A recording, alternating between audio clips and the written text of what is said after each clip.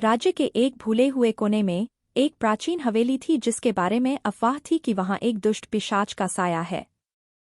जहां उसने राजकुमारी का अपहरण कर लिया। राजकुमारी फुसफुसाते हुए, कृपया कोई मुझे बचा लो। राजकुमार आर्यन राजकुमारी की दुर्दशा के बारे में सुनकर उसे पिशाच के चंगुल से बचाने के लिए एक खतरनाक यात्रा पर निकल पड़ा। राजकुमार आर्यन अपने घोड़े से उतरता है और सावधानी से हवेली के पास पहुंचता है। उसकी तलवार खींची हुई है और उसकी आंखों में दृढ़ संकल्प है। जहां पिशाच राजकुमारी से कहता है, मेरी प्रिय राजकुमारी, तुम्हें कोई नहीं बचा सकता।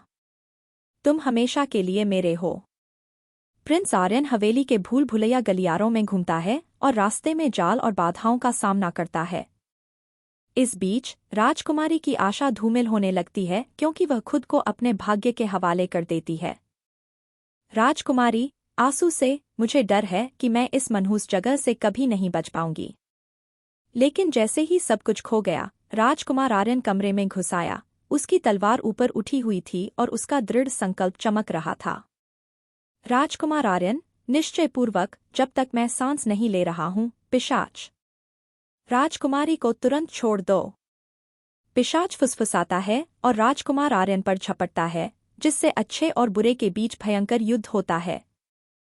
कौशल और बहादुरी के साथ राजकुमार आर्यन ने पिशाच पर काबू पा लिया। उसके दिल में एक लकड़ी का खंभा गाड़ दिया और उस बुराई को हरा दिया जिसने राजकुमारी को बंदी बना रखा था। जैसे ही हवेली उनके चारों ओर रहती है, राजकुमार आर्यन राजकुमारी को अपनी बाहों में उठा लेता है और उसे सुरक्षित स्थान पर ले जाता है। हवेली के बाहर क्षितिज पर भोर की किरण फूटती है, जो पुनर्मिलित जोड़े पर एक गर्म चमक बिखेरती है। राजकुमारी, आभारपूर्वक, धन्यवाद प्रिंस आर्यन, मुझे उस दुःस्वप्न से बचाने के लिए। प्रिंस आर्यन कोमलता से, मेरी प्रिय राजकुमारी, मैं आपकी सुरक्षा और खुशी सुनिश्चित करने के लिए किसी भी खतरे का सामना करूंगा।